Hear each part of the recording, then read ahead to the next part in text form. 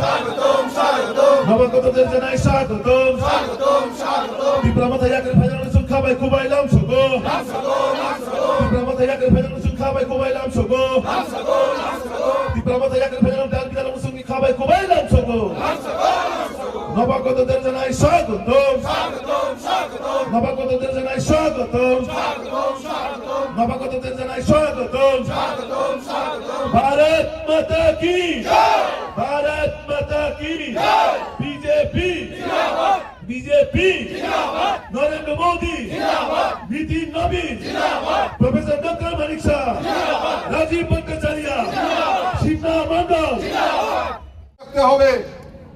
জনজাতিদের বেশি শিক্ষার আলো দেওয়া যাবে না।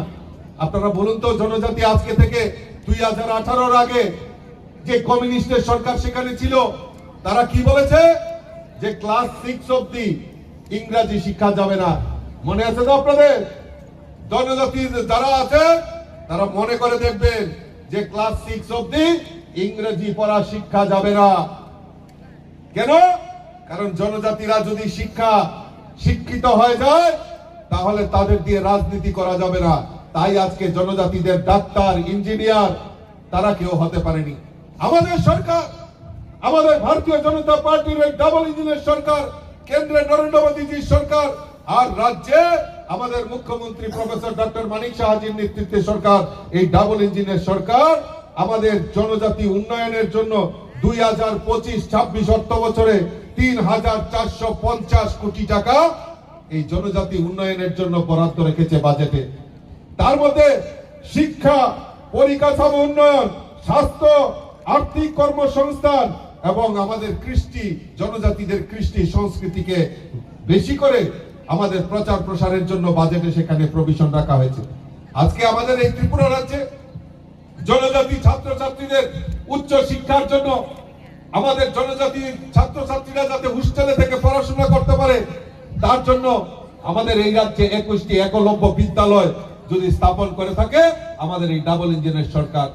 আজকে শুধু তাই নয়, জনজাতি ছাত্রছাত্রীদের যাতে পাহাড়ে আমাদের যাতে এই স্কুলগুলিকে বিদ্যাজ্যোতি প্রকল্পে যাতে ইংরেজি মাধ্যমে পড়াশোনা করতে পারে তার ব্যবস্থা আমাদের ডাবল ইঞ্জিনের সরকার করেছে।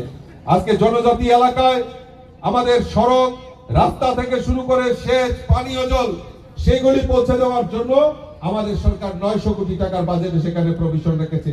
জনজাতি এলাকায় আমাদের মোবাইল হেলথ ক্লিনিক থেকে শুরু করে আমার জনজাতি যারা মায়েরা, বোনেরা, আমার বয়স্ক লোকেরা রয়েছেন তাদের স্বাস্থ্য পরিষেবা উন্নয়নের জন্য সেখানে প্রায় 900 কোটি টাকার সেখানে বাজেটে প্রভিশন রেখেছে। বন্ধুগণ, আজকে আমরা ধন্যবাদ জানাই যে আমাদের দেশের প্রধানমন্ত্রী নরেন্দ্র মোদীজি আমাদের এই রিসা, আমাদের জনজাতি মায়েদের হাতের তৈরি এই রিসা, সেটাকে জিআই ট্যাগ ঘোষণা করে দিয়েছে।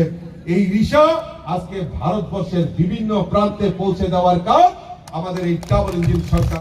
আর ডেকোরেশনের জন্য যা যা দরকার টাকা দিয়ে ভাড়া নেওয়ার জন্য আমাদের পার্টির তরফ থেকে